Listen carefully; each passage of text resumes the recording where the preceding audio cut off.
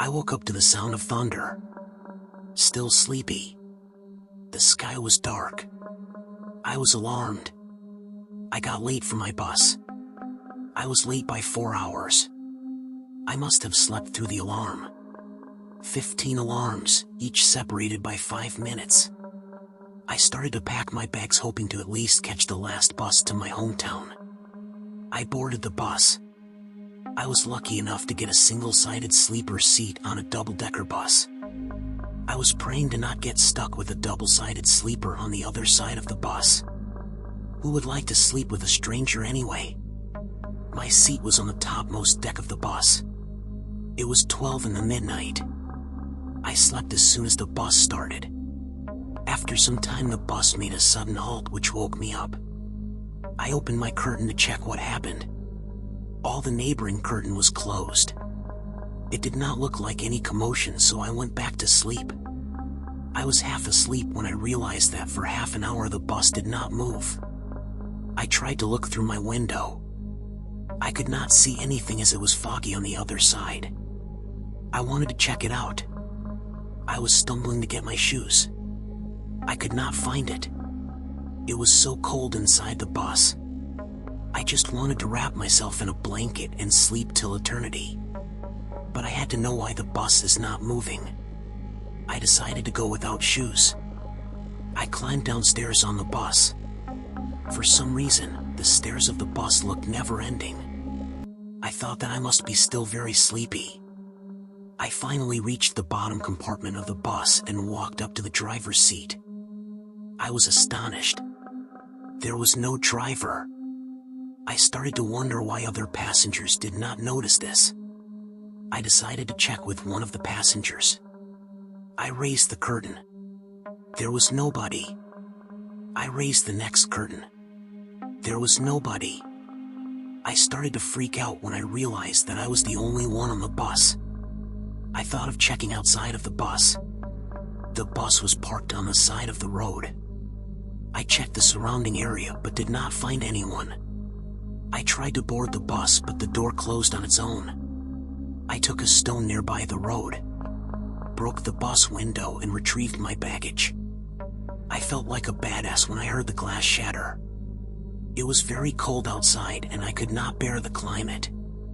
I had two options. Either investigate the surroundings and find out what went wrong, or simply have the don't give a fuck attitude and go sleep on an inhabited bus at an unknown place. The first choice seemed to be a smart one. I started to investigate the bus to get some clues. 10 minutes later, I was in front of the bus when I heard a rumbling sound. It was the sound of the engine starting. I was frozen. I could see clearly that there was no driver, yet the bus started on its own and started to accelerate. Now, if you think about it, I again only have two options. Either I board the bus or I don't. If I board the bus, I would be traveling alone with a ghost as my driver. If I don't board the bus, I would be stuck in a no man's land in this cold climate. I chose the second option. I would rather die in cold than to go on a journey with a ghost being my bus driver. The driverless bus took off and I started to shiver.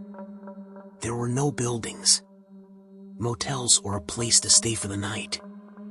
I checked my phone to call, but there was no signal. I discovered that there was a small town nearby when I read the milestone at the side of the road. It read Harlington 2 kilometers. I got some relief, but this relief is a pain in disguise. Walking 2 kilometers in this climate is a painful task, but there was no other option for me. I started to walk as the wind started to blow against me. After some time, I realized that I have walked 2 kilometers and still there is no sign of any building. I wondered maybe it was 2 miles and not kilometer. After walking for another couple of minutes, I saw a milestone from far away. I started to walk fast to know where I was. The milestone read, Harlington, 2 kilometers. I peed inside my pants a little. I was both confused and angry. How can the same milestone be there after walking for 2 kilometers? I started to examine the road. The road was similar to the road 2 kilometers before. There were cracks in the road which I recognized immediately. However, I noticed that I was not tired. Not even a little. I wondered why. I came to a conclusion maybe I was daydreaming and started to walk again. After 2 kilometers, I again saw cracks on the road and saw the same milestone again. I got pissed off now. I cursed myself for taking the trip and started to beat me up literally. I wanted to wake up from my sleep. I ended up hurting myself. I had enough of this. This time I ran. I ran as hard as I could for the next 2 kilometers. I saw a milestone again. It read Harlington. But this time instead of 2 kilometers, it read 4 kilometers. I was in disbelief. The running made my body ache and I was exhausted. I collapsed on the road and I stayed down for some time. Suddenly the road started to rumble. I tried to get up but my hands were too weak. I saw a car speeding towards me. It came in fast and I was on the way of the car. The car was so close to running me over. It stopped at the last moment. I tried to get up using the car's bumper. First thing I checked whether the car was man-driven or ghost-driven. The gentleman in the car helped me get back up. "Why are you lying on the road? Are you drunk? Where do you want to go? Are you lost?" asked the 2 men continuously without letting me answer. They made me sit in the car and gave me a blanket to cover myself up. "Where do you want us to drop you?" one of the people asked. I answered, "Harlington, please." Both of them turned their faces to look at each other. I asked, "Is that place too far?" One of them replied, "You are now standing in Harlington." I immediately looked at the milestone. It read, "You are now in Harlington." Well, it's official now. Something is wrong here, I thought to myself. And suddenly out of nowhere towards my right I saw an entire town. I got out of the car and turned back to thank the gentleman, and guess what? Yep, you have guessed it right. There was no vehicle or anybody there. I concluded maybe everything would be just an illusion to keep me sane. I thought of spending the night at a hotel and then starting the journey fresh tomorrow morning. I went to the hotel to check in, but unfortunately, all the rooms were sold. I checked a couple of hotels, but none had rooms available. This is the time of festival for this town, which is why all the room is occupied, said one of the hotel staff. After inquiring and bribing people, I got to know that there is one room available at a certain hotel by the name Garden Palace. I decided to speak to the manager and got the key to the room. The manager warned me that the room was haunted. It would not make a difference to me, I replied. I checked into the room. I was lying in bed, but I did not sleep. I was very sleepy till the time I was informed that this is a haunted room. Now I am wide awake. I was waiting for the ghost to do its move. I waited and waited. Not a single paranormal activity. I slept like a baby. Any haunted room will show its paranormal things before a person sleeps. But this room showed its true colors after I woke up. I woke up the next day morning in a pile of rubble. The entire hotel was burned and collapsed. The building and the whole town looked like it was gone through a war. I walked through the aftermath and reached the road. I checked for a few things. The road still had cracks and the milestone still read, "You are now in Harlington." I waited for any vehicle to come so that I could ask for a lift. I would not dare to walk again. After some time, a person came riding a bike. Even though we did not speak the same language, I could make out that he agreed to a lift. He had a design of a dragon in his motorcycle and had words which read, "I will find you." Half an hour into the journey, the guy started making awkward noises. I could not hear it because he was wearing a helmet. Suddenly his head and body fell on the top of the bike's tank. He became unconscious. Instinctively I started taking the wheel and I tried to apply the brakes, but the bike won't stop. I could hear the sound of brakes being applied, but the bike is not stopping. I was not able to put the gear properly and I lost control of the bike and hit a tree. The bike was wrecked into pieces.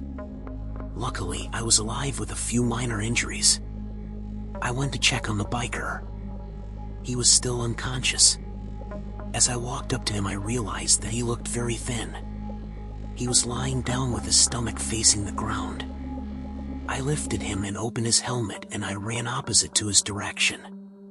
What I saw under the helmet was a human skull. In fact, his whole body was a live skeleton system in motion, and I was not able to recognize it earlier because he was wearing typical biker clothes. The skeleton stood upright when I took off the helmet. I ran as fast as I could. Each time I turned back, the skeleton came closer and closer. I stopped looking back and I ran. I ran and ran until I was out of my breath. I fell to the ground and was exhausted. Suddenly I could hear the noise of a bike's engine. A biker came in the opposite way.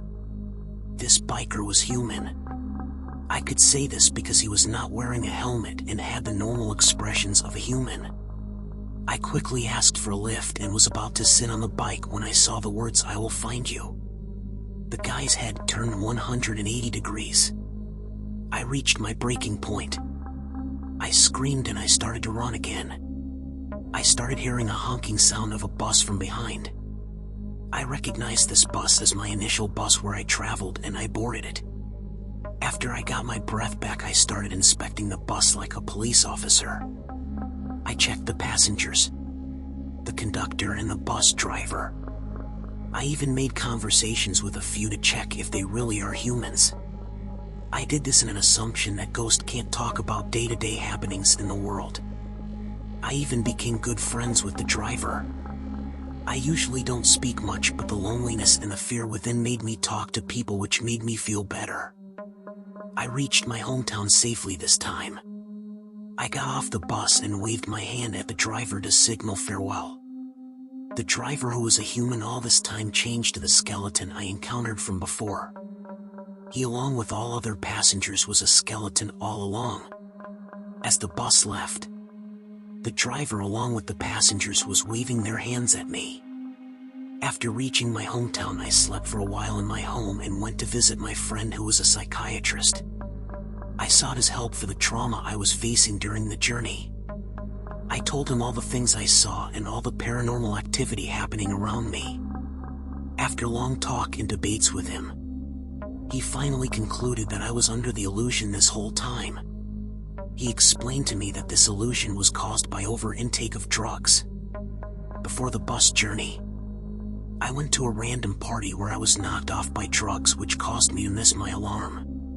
The effect of the drug did not wear off even after I slept, because I slept only for 2 hours. I was under drug the whole journey, which is why I was under the illusion of being haunted by ghosts. I was relieved by what my friend concluded. I went to my home, and that day I could not get my night's sleep. I was keeping on thinking about the party. I somehow was in a mindset that I was miscalculating something. I checked my injury from the bike crash before to check if it really happened. There were no bruises, but the area was paining from the inside. I checked my pockets for clues. Instead of one ticket, there were 2 tickets, and I had also found one more thing which increased my heartbeat. I noticed a key which was in my pocket. I looked closely at the key. There were words engraved in the key. It read, "Garden Palace. To be continued."